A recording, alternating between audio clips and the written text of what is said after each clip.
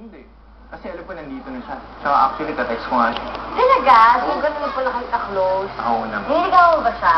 Seryoso ka sa kanya? As in, you see yourself marrying her? Ha? Alam mo, wala akong pakialam talaga. Sa totoo lang ha. Curious lang. Eh, ano mong pakialam mo kung seryoso ko sa kanya? Eh, sa totoo lang, wala akong talaga pakialam, no? Wala akong panong kakaisip sa relasyon nyo, no? Papanong lang naman yun. Sumaba yun.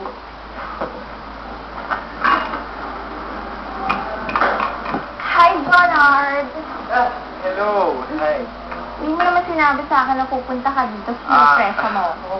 Actually, si Joey yung pinuntahan niya dito, no? So, malamang si Joey yung dahilan, hindi ka. Hindi. Actually, pumunta ako dito kasi may tatanungin ako sa'yo. Ano yun? Would you like to celebrate Christmas Eve with me? Yes! Teka, sorry hindala ako ng emotions ko.